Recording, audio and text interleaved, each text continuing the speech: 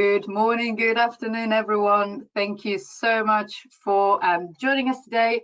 And wherever we find you today, we have one common topic to discuss as we're approaching the 1st of July, and it's absolutely the transition between analytics and universal analytics and GA4. So we are very pleased to be able to offer a helping hand today, and we're delighted to see so many of you logging on. So I know we've just started at the hour. I can see a few more people are logging on as we speak. So before we dive into this, I just wanted to highlight today we are hoping to offer you a information-packed session which is recorded, but it's very much a workshop, so we want to keep this dynamic. So I'd really encourage everyone to pop your questions in the question box. We'll have a couple of polls just to see how you're getting on with UA GA4, what are your main challenges, and then we'll really dive into a session that would walk you through the new setup and allow you to walk away with some actionable takeaway, hopefully at the end of these half an hour, 40 minutes. Before we dive into that, just a quick intro. I am delighted to be joined today by Celia Warren, our online marketing assistant at IBT Online, but also our very own GA4 specialist. So Celia has been, it's probably fair to say that she's GA4'd out by the end of this week, but there's been months in the making, and we're very excited to be able to today share this knowledge that we've acquired with you. And for those of you who don't know me, my name is Joelle Lazzarotto. I'm Marketing Director with IBT Online, and I'm delighted to be part of this workshop today. As I mentioned earlier, it's excellent to see so many known faces today, or well, so to speak. I'd love I could see you. I wish I could see you all, but I really wanted to thank everyone for taking a moment out of their busy agenda, especially ahead of the long weekend. I know everyone is trying to clear their desks before the 4th of July. But it's also great to see so many new faces. So for those of you who don't know us yet, I just wanted to share a very quick intro on who we are here at IBT Online. We are a US and Canada company, so we have a private corporation, and we are 100% focused on helping small and mid-cap companies exported to get the online tools they need. So we specialize on websites, website design, localization, and digital marketing, supporting exporters to grow your business globally, whether starting domestically or going straight into your international markets. IBT Online, we've been around since 2002, and over the years we've been keeping ahead of the curve in terms of technologies and how best to use them to help exporters achieve their goals, as I mentioned, both internationally and domestically using digital tools. So we have designed dedicated online global programs for many US states and Canadian provinces. And the goal of everything that we do here at IBT Online is to focus on top line growth for exporters. So providing those online tools for company to grow your exports, your sales, and really by leveraging your most engaged and hardworking sales rep, which is your website and your line presence. And this is why analytics is, data is sometimes a little overlooked when we really want to focus on exporting and sales. But having that data, being able to not only gather but also analyze the data that something like Google Analytics gives you really can be crucial to make the right strategic decisions. So today, as I mentioned in the intro, we want to take a very practical approach and share some insights and actionable takeaways for you all to walk away from this workshop with a better idea of what GA4 is, how to use the interface, and what kind of data you'll be able to use and monitor moving forward. So the agenda, we've kept it rather simple. We'd like to start with a quick intro, outline the main new features and what to look out for. But then I'll be handing over to Celia, who will be taking us through the actual platform in what I would call a live walkthrough, a live demo. So as I mentioned, if, like us, you have the advantages of having a second screen at home or in the office, really would encourage you to open up your own GA4 property and kind of follow along, because that makes a lot more real and hopefully all makes sense by the end of the session. If that's a little complicated, a recording of today's session will be shared with you over the next 48 hours or so, so plenty of time to watch it back and to recreate the steps. Perfect. As we dive into the session, please do share your thoughts and questions. We have the Q&A box. The questions, the team in the background is curating them, so we'll try to answer as many of them during the live walkthrough. And if we cannot do so, we have a Q&A at the end if there is anything more general. But also, if we don't get back to you today during the event because something might be a little bit too specific, we'll make sure to follow up separately, and we'll have the opportunity to review that. So do keep the question coming, and we'll try our best to address as many as possible during today's workshop. Perfect. Before we start, I just wanted to run a very quick poll, very much to just give us an idea, give Celia and I a little bit of an idea of who's joining us today. So we'd love to know, what's your relationship with Google Analytics? You love it. Like Celia and I would admit that we spent a lot of time on that. You're somewhat familiar, you use it, but you're trying to find your way around it. You're not necessarily sure what it's all about and what all the fuss is about with GA4. And hopefully, it's the first time that you've heard about this, that you've been told by a colleague that you must attend today's workshop because you have no idea how important Google Analytics can be, then you're in the right place. We'd love to share some insights with you as well. So I can see a lot of you have responded. We can see a couple of people that are lovers, which is fantastic.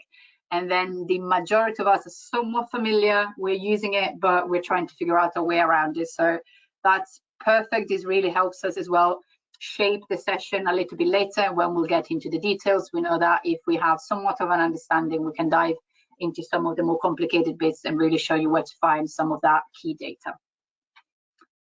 I'm going to close the poll and dive back into a little bit of an intro. And here, I'm sorry if I take it back to, maybe a notch too high in everyone's knowledge, but we just wanted to go back to the basics and why Google Analytics. So why this is important, why should you bother? Well, for those of you who've worked with our team, you would have seen how important data can be to be able to evaluate the results of any marketing efforts, build and report on key metrics, and then eventually demonstrate return on investment. So it's a very, very powerful tool that really just allows you to be able to track how people are finding your website, but also how they're using it and what they do afterwards. So this is vital to be able to analyze your presence in the market, but also how people find and interact with your content. Why are we all here today? Because as of Saturday, July 1st is a big day today to keep in mind, the cutoff date when the current universal property in Google Analytics will stop recording new data. So if you haven't yet transitioned to GA4, don't fret, because Google has provided many resources to quick set you up your property. We'll have a look at that very briefly shortly. But again, it's, GA4 has been running parallel with UA for a little while now, but come July, the 1st of July, Saturday, GA4 will be the only function in Google Analytics property. So you will still have recording of the data you previously collected, but all new data will be on GA4. So what does it mean? What do we need to keep an eye out? Here are some of the terms that you'll hear today, some of the terms that you have encountered if you've set up your property, but I just wanted to, again, just run through a couple of glossary terms and key terms that are unique or they're new to GA4, or they're used in a slightly different way. So a data stream and a measurement ID are very much the core of how your data is recorded. So a data stream refers to the stream of data, guess it or not, that is coming from your website to analytics. So depending on how your website is set up, whether you have multiple websites, whether you have a website and an app, whether you have different websites on the same domain, a data stream can help you segment different data, different user groups, different demographics that are all reaching your analytics, that are all reaching your website. But the measurement ID is that unique tracking ID, a little bit like Universal Analytics, but here is referred to your measurement ID. And each data stream has a unique measurement ID. It starts with G and then it has a string of numbers. And this is very, very important to make sure that it's correctly installed in your website. But also if you're using platforms like Google Tag Manager and you create bespoke events, then you'll be able to start seeing that measurement ID in there. Events, I know that this sounds a little bit straightforward, but Universal Analytics did have events too, for those of you familiar with that, but they're totally different in GA4. Celia's going to go into a lot more detail, and we'll have a little bit more on this initial intro as well. But event in GA4 is any engagement with your site, whether someone is initiating a session, they're clicking, they're scrolling, everything is an event. And here is when you look at your conversion. So a conversion, if you're familiar with the old goals in analytics, a conversion is the key action that you have determined to be the important one for your business. So these are two terms that are going to come back time and time again, and I just wanted to reiterate the difference and the importance of each. Attribution, if you have an e-commerce website, attribution is going to be key, but also for lead generation and anything that's got to do with conversions linked to people coming from a specific campaign, people coming from a specific source. For example, you're running Google ads and LinkedIn ads, and you want to see what should you attribute your successes and your conversion to. Attribution and attribution models is going to start playing a more important part in GA4. Perfect. So step one, we said, if you haven't done so just yet, please, please, please, at the end of today or during today's workshop, go and connect your Google Analytics for property through Google Analytics. You could do that through your UA. You could do that directly through GA4. It's very simple. Go to admin, select GA4 setup assistant, and then start following the different steps. So this is crucial to allow us to then really dive into a little bit of the meat of what we're doing today, which is identifying your KPIs and making sure that everything is tracking in your GA4. So as we said, data collation is the first one. So make sure your measurement ID has been linked to your website. You'll have the opportunity to choose audiences. The good news is some of them are created for you. But if you were using bespoke audience creation in UA, you will have to transition them manually to GA4. And likewise with your conversions. So if you have goals set up in Google Analytics UA, you must set them up as an event and as a conversion in GA4. Goals will not be transitioned because they will no longer exist come Saturday. Cross-reporting is something that often gets overlooked, and it's just so important to make sure that you can bring it all together. So make sure that you link your new GA4 property to your Google Ads, to your Google Search Console, to your Google Merchant Center, to your big data, anything else you're using. You can link everything in very easy steps under your setting in the admin area of your GA4. So it's all there laid out for you. They will take you step by step. But it's just one of the things that we forget to tick off the box when we go to check how ready we are for this transition. Perfect. Couple of things, as I mentioned in the glossary, that have changed. And here we go, my favorite one. Again, I don't want to spoil the fun, as Celia will be taking us through all of that is new and maybe familiar for a lot of us about GA4.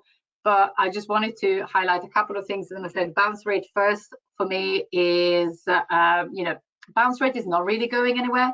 But GA4 has, in my opinion, a much better metric to help us understand who is most engaged on our website and our pages and everything else that we want to share, campaigns, marketing efforts, how everything is performing. And we'll be looking at engagement rate, or the percentage of engaged session. So instead of looking at who hasn't engaged with our website, we are now looking at a positive metric of who's engaged, where they're engaged, and with what. So an engaged session is defined as a session that has lasted longer than 10 seconds, session that contained a conversion event, so someone taking a desirable action on the site, and or session which have at least 2 page views or screen views, so people navigating around the website. So I'm quite excited about this because I think it's going to give us much better data and much more realistic understanding of who is engaging on your website, and is just bounce rate. I've always found it a little bit misleading. The second one, and here we'll go back to our events and conversions, are key to understand. And what Google is trying to do to be helpful is they will automatically collect what they now call events. However, these events will be anything from a click, where did they land for the first visit, a page view, how far they scrolled onto the website, when the session has been started. So all of these are events, but it's very, very important, and you take some time to figure out what matters most for your business. What are the action that you would find most helpful, most interesting for people to take on your website, and set them up as conversions. And here I mentioned earlier, if you're familiar with the idea of goals, then we're looking at conversion. All metrics begin as an event, and then you need to manually mark them in your settings as conversion events. So again, there is a little bit of manual setup at the beginning, but once you're done, then everything will be tracked for you and everything will be available to review in the reporting section.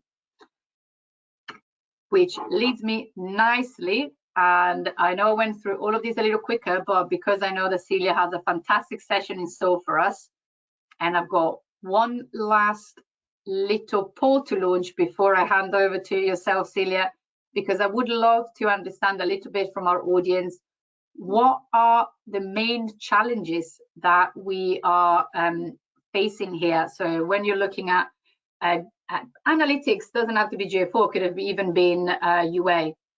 So are we looking at, we're not necessarily sure where to find the data, we're not sure how to configure the platform, you have all the data you need, but you're not sure how to report on it. Or really, we're looking at that, I'm just like, I don't even know how to access this platform. Someone needs to send me a link to access it again. So whichever it is, it's all anonymous. We're not judging, but it's just really helpful for us to know a little bit, how far we can dive deep into the demo. So I can see the majority seem to be a little unsure how to configure the platform and a little unsure where to find the data, where everything is gone. And we've got a couple of you guys that are still struggling to gain access to GA4, so we'll try our best to help you navigate that as well. So I can see a couple of you are still voting. That's fantastic. I am just gonna, bear with me 1 second, I'm just gonna try and close this poll, and I will now hand over to Celia as well. All right, wonderful. Can everyone see my screen? Everything good, Joelle? Or no? Now let me try. Okay, now can everyone see? There we go. Fantastic. Wonderful. Thank you so much, Celia. Take it away. All right, so hi everyone once again. My name is Celia, and so I will give you guys a quick walkthrough of the demo account that Google provides. So this is their Google Merch Shop. When you open your GA4 property, this is what you're going to find. It's the home, it's a bit of your home base, but one thing I'm going to be saying consistently throughout this walkthrough is all the data you see, you're going to see multiple times throughout the walkthrough in multiple different ways. So Google has really designed GA4 to be user-friendly, so you can use GA4 the way you want to. If you're looking for specific things, if you're looking for more overviews, that's all up to you, and you're going to find a bunch of different ways to view that data within GA4. So quickly, some of the tiles, I guess you could say, you're going to see throughout is an overview tile. So for the home page, you see users, event count, conversions, and new users. And you'll see a real-time tile, which is based on data from the last 30 minutes. So if there's anything you're ever specifically looking for that just occurred on your website, you're going to see it there.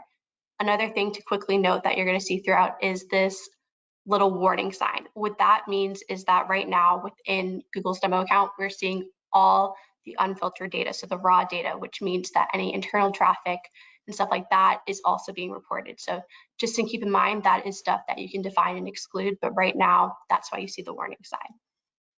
So to jump into all the fun reports, I'm going to go to the report section, and you'll quickly see a report snapshot, which gives you an idea of some of the information you're going to find further in the life cycle in user sections, but also once again shows you that real-time data on the side.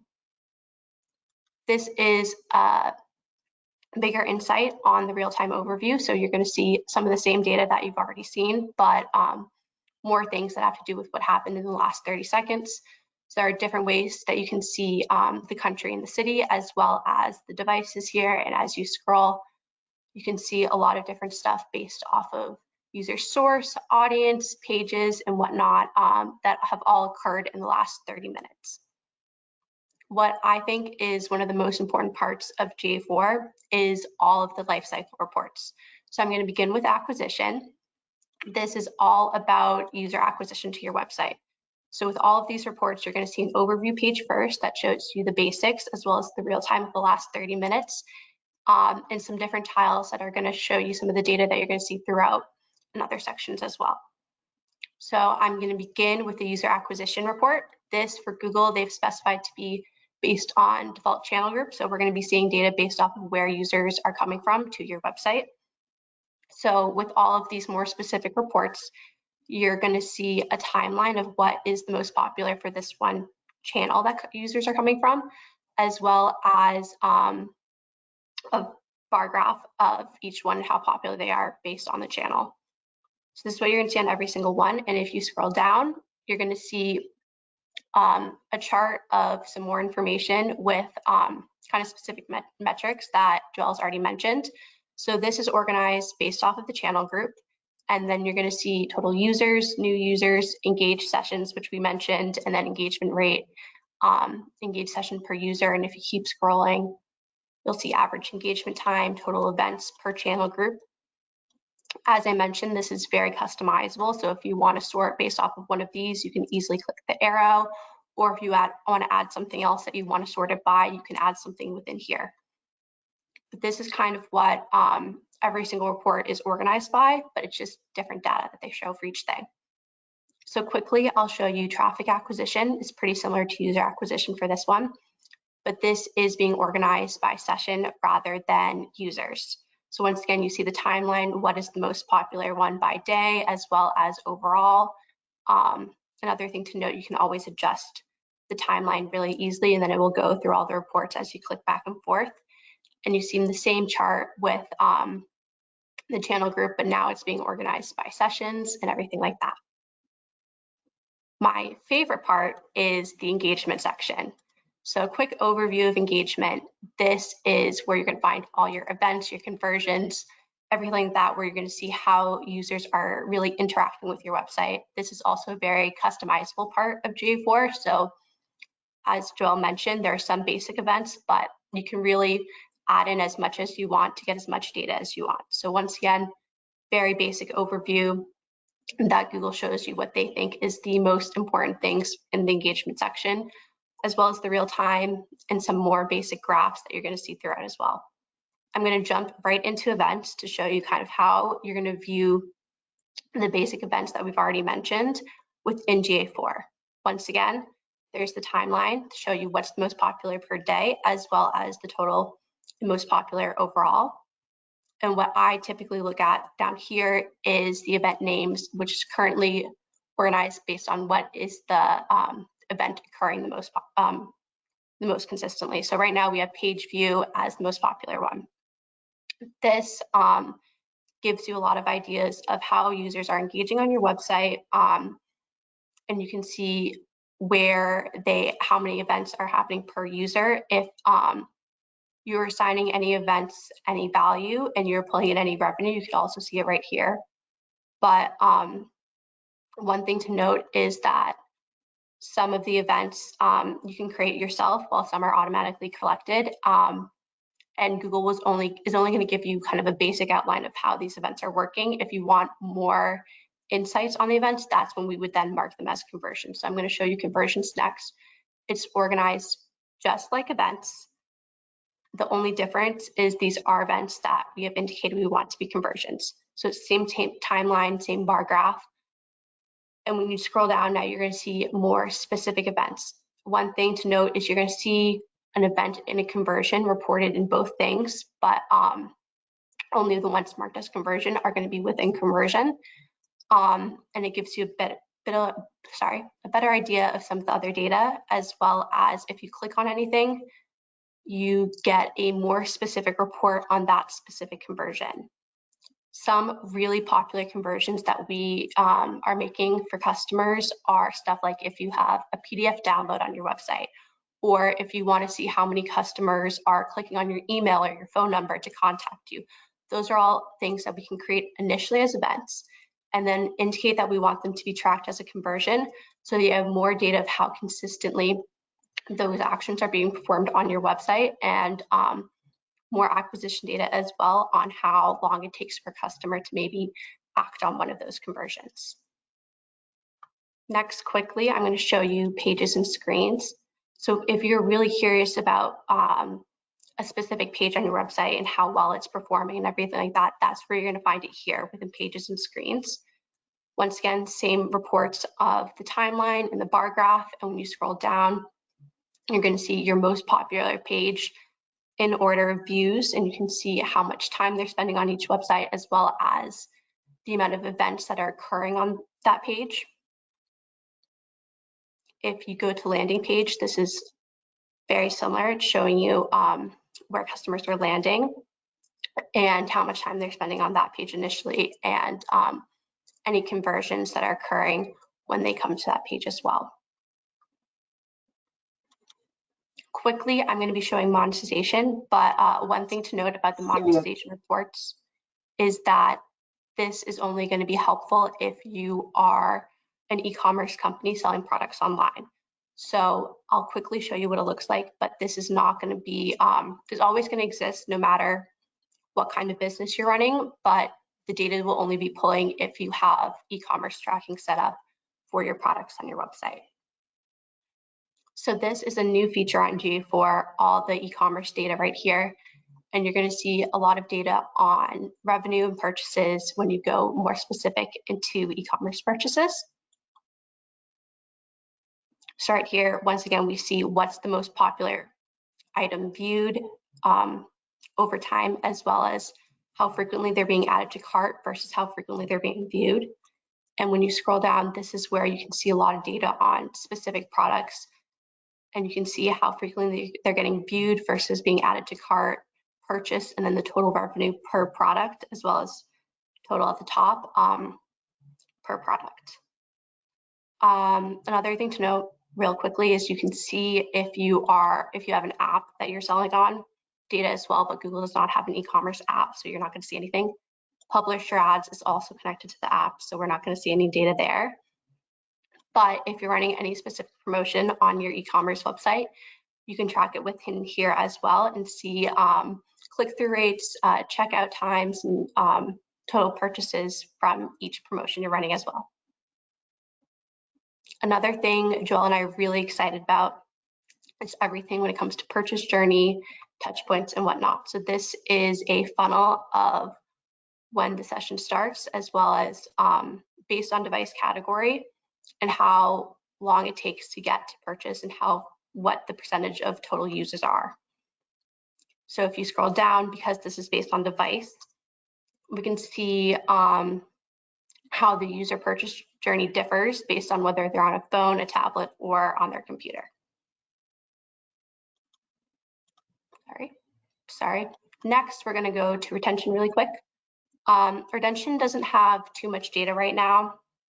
I wish they would give us more, but if you're ever looking to see returning users versus new users and engagement versus between new users versus returning users, you're going to find it in the retention overview report, but it's pretty minimal on what they show and what they share. There isn't as much compared to the engagement in the monetization reports. Next, we have users. So in the user reports, this is all of your demographics. I'll show you the overview quickly, but the demographic details one shows more specific information. But so if you're ever looking for locations, ages, interests, languages that people are using, you're going to find it within the user stuff. So if you go specifically to demographic details, you'll have a better idea of kind of what you're looking for within your user. So right now, Google has specified this to country. So everything is organized by the frequency of the country that the users are coming from. And it shows similar data of how many are new users, how many are engaging, what's that engagement rate, what's that time. So if you have a multinational audience and you're trying to see based on one website how frequently people are coming from different places, this is a great way to see if your website is actively engaging with people from different countries at the same efficacy. In addition, you can see some more tech details as well. So if you're really concerned about how your website is performing on a mobile phone versus on a laptop or a computer, you can see a lot of data in here that can give you some insights on if users are having a positive experience on it. You can see the operating system they work on. You can also see stuff like the specific browser and the overall breakdowns of everything as well. You can also see screen resolution. So if there's anyone who's really interested in the graphic designing and the quality, you can see some of that data in there as well. And you can see specific details as well, but Google has decided that they want to show this based on browser for this one. So we're seeing a breakdown based on browser of how many users are coming from each, how often they're engaging and how long they're staying and everything like that based on browser. So if you're trying to get an idea of maybe how one browser is working versus another, you're going to find it within here. So that concludes all of the reports that Google runs within GA4. I'm going to quickly show you guys a couple more cool and exciting new features that they've created. The next is the explorations tab. This is something completely new, and you can take it or leave it. You don't have to use it, but if you're interested in playing around with your data and trying to find any new insights, this is a great place where you can create new reports for yourself. Within the explorations tab, there's a blank and a free-form report if you kind of want to start from scratch or with a rough base. But Google also makes some automatic kind of templates that fills in the data that you can then edit to get an idea. So the first one is the funnel exploration, which is what user journeys can you analyze, segment, break down. So for this one specifically, Google begins and it's doing it based on some first visits and opens and session starts and stuff like that. But you can adjust all of this to what you're specifically looking for. So this is just where you start, and then you can edit it how you wish. And any reports that you can create in here, you can share with other people, or you can download as a PDF to share. The other one is the path exploration. So this is if you're trying to get an idea of how users are going through your website and kind of how many steps they're taking. So it starts with just 2 steps, but you can edit these and see what you're looking for. But right now we can see how many are starting a session, and then first visit if they're clicking, and then you can break it down to many further things. But once again, this is really a new space that we haven't worked too much in, but it's a great place to explore what GA4 is and how it works, and kind of play with your data in a new way that you couldn't really in Google Analytics before. Lastly, I'm going to show you advertising. Some key things to note: you're only going to have access to any advertising data if you have your Google Ads account linked to your GA4 property and you're actively running ads, and if you have defined conversions within GA4, because all of the advertising data that GA4 reports on is based on if any of the advertising you're doing is leading to any of the conversions you defined. So this is the snapshot that shows you kind of conversion based off of default channel. If this was our actual own property, not Google's, we would have insights reporting here on if Google notices anything spiking or interesting occurring within the advertising that we're running. But I'm going to show you guys the all channels, which is all about performance and showing you what channel group is leading the way, how is it doing. You can see then how your advertising is competing against organic search. So you'll have an idea of how your SEO is working and how strong your website is as well. And you can compare your total revenues as well and everything like that. But all of this is based on the defined conversions that you choose. So if there's specific things that you're really trying to track within your website, you're once again get more insights on how well you're performing on those, and kind of where you're putting your advertisement dollars to reach those goals. Next is the attribution models. So first we have a model comparison. So this is just different attributions. This is kind of how Google has started it, but we can adjust it to different things. And it gives a breakdown once again through channel groups of the conversions occurring and the revenue, and you compare, for example, last click to data driven. But what we are most excited about at IBT Online is the conversions paths here. This is all about how many times you are touching a user before they complete a conversion on your website. So we can see how many early touch points and what default channel group they're coming from, how many mid points, how many late points, and then, eventually the conversion they complete. This is another way of showing it. Some of it can have value if your conversion is a purchase, but it doesn't have to. This is just another way of showing the same data that I showed you before, and the average amount of touch points per conversions, the amount of days and whatnot. So this is something really new and exciting that we are excited to use in our reporting moving forward. Very quickly, before I hand it back to Joelle, I'm going to go show you guys quickly what the admin section looks like, so you have an idea of where you will be adjusting everything within GA4. Within the property section, this is where you're going to work to make sure your GA4 setup is correct. This is where you can manage your data streams and everything, and then also where you can work on creating your events and your conversions and managing them the way you wish and marking which events you want to also be tracked as conversions. You can also define your internal traffic here and your audiences, as well as connect any of your other Google accounts, such as your Google Ads, within here as well. But so that is just a very quick, basic walkthrough of how GA4 works and where you can find everything. But I'm going to hand it back to Joelle now, and I believe we will start our Q&A session soon.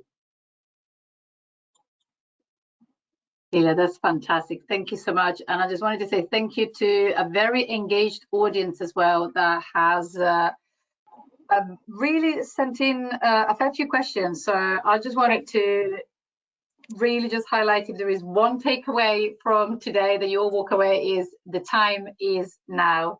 GA4 will become the sole source of data for your analytics as of this weekend. So don't leave for the 4th of July without having a list linked your GA4 in the settings, so you can go back later and look at the event. You can go back and re-watch Celia's walkthrough and understand where the data is. But please, please, please do link your GA4 property. So that's the main takeaway for today. Celia, we've had a fair few good questions in. A couple I've been able to answer. We had a question at the beginning that was linked to, can engaged session be customized? So 10 seconds seems a little low. The good news is that 10 seconds is the default, but you can indeed customize it for each of your data streams and set it to whatever you think is most relevant to the content on your website and how you think people should be engaging.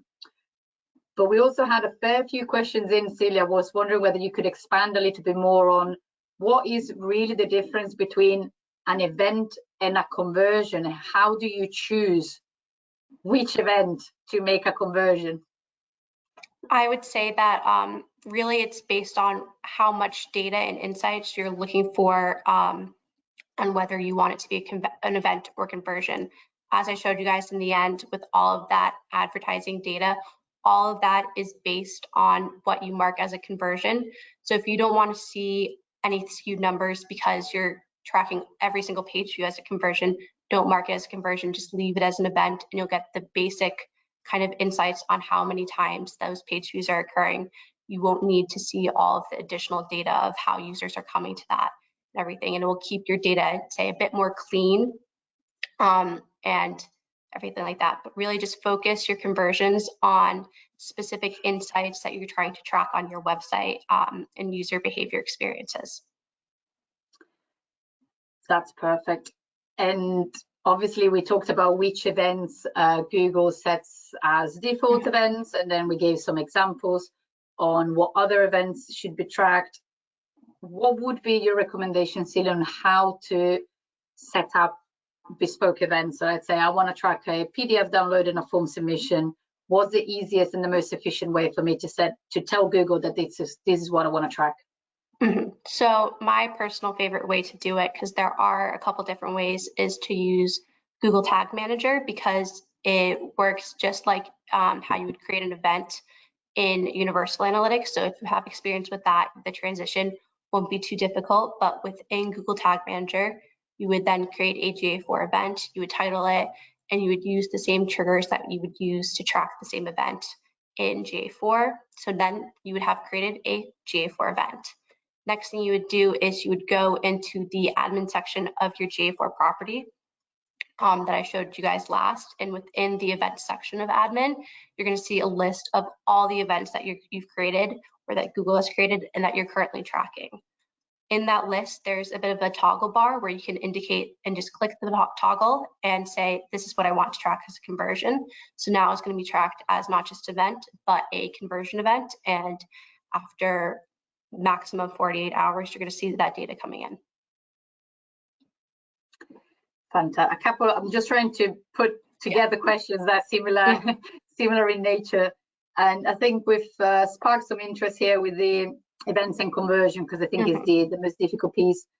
How many events or how many conversions, I believe is the right terminology here, should you aim for? Is there recommendation or benchmark on what to track on a website? I think it's really based on kind of what you're trying to track, especially if you're an e-commerce website versus a non-e-commerce website. What you're looking to track will be a little different, but I'd say roughly 5 to 10 conversion events is kind of what the standard industry standard is right now. Typical ones that I mentioned before that I'd recommend tracking is your email clicks, your phone number clicks, so mail to or tap to call to see how many times people are trying to contact you. If you have a chat box or any sort of contact us form or any other sort of form on your website, those are really great ones to track on Google Analytics, as well as however you see those inquiries otherwise. And then, yeah, purchases and stuff like that are great conversions to be tracking, obviously, if you are an e-commerce website. That's fantastic. And a couple of questions came in about, I call them attribution sources, but I think the question is more, we talked a lot about connect all of your Google platforms, so your Google Ads, your Google Merchant Center, but in the data there was a mention of social media. So does GA4 only track data coming from Google platforms, or are you tracking data coming from a number of channels as well?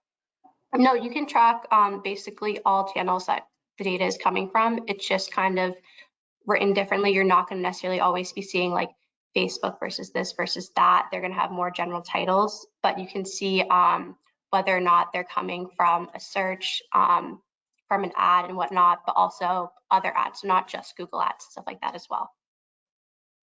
Fantastic. Thank you so much, Celia. There is one last thing I just want to leave for a note, especially for e-commerce. GA4 has become more and more sensitive to obviously user privacy and obviously cookie sharing, and everyone now has a pop-up on the website. So especially for e-commerce users, but for everyone, be mindful that if you see discrepancies between the back end of, for example, your Shopify, your WooCommerce website and the data reporting in GA4, is not necessarily a fault on your tracking or a fault on your setup, but some discrepancies could be due to Google's inability to track specific users who have either rejected your pop-up for the cookies or use browsers that have JavaScript blocker, or where your Google Analytics code cannot be loaded. So this is, unfortunately, as a marketeer, it breaks my heart that people don't want us to know what they're doing on your website, but it will become, unfortunately, more and more common as we move into more of a user privacy. This has been something that Meta, Facebook, Instagram have been kind of implementing with Apple iOS update about 18 months ago. So just a note, make sure you track your data, but also beware of any discrepancies that could be due to some limitation. Google GA4 is an extremely powerful tool. It integrates with a lot of other reporting, integrates with your HubSpot, integrates with your Salesforce, a lot of other CRM systems that you're using, CMSs as well. But just be aware of the possibility of some discrepancy in the data. So is a great tool, but take it as with a pinch of salt. It can only track what users allow it to track. I can see there are a couple more questions coming in, but some of them are very specific, and I know we covered a lot today. So before I say a super big thank you to Celia and everyone, I just launched my last poll. I hope everyone can bear with me one more second. And I'd just like to know if you guys would like, if anyone is after some more information here about how IBT Online team can support you in your GA4 transition, if there is anything that we can be a helping hand in providing more guidance, in showing you some examples, please do let us know. I encourage everyone to give it a try. Please do go out and test it and let us know how you get on with it. We'd love to hear from you. But if you get stuck, please don't hesitate. You know, the IBT Online team is here to help. Our contact details will be in the email that you received there at the beginning of this presentation. So please do let us know. But as I close this poll, I just take the opportunity once again to thank everyone for sharing a portion of your morning with us. We really hope that, you know, we've covered a lot. There is a lot of data talking here that you found it helpful, and then you can go and replicate this and really start using GA4 to, you know, to the extent of the very powerful tool that it is. And a big, big thank you to Celia for sharing your knowledge with us today, and for all the work that you've done for us and our clients here at IBT Online and getting us to the point where we're comfortable that over the weekend, nothing is going to break, and you know, we are ready to go and continue to explore what GA4 has to offer.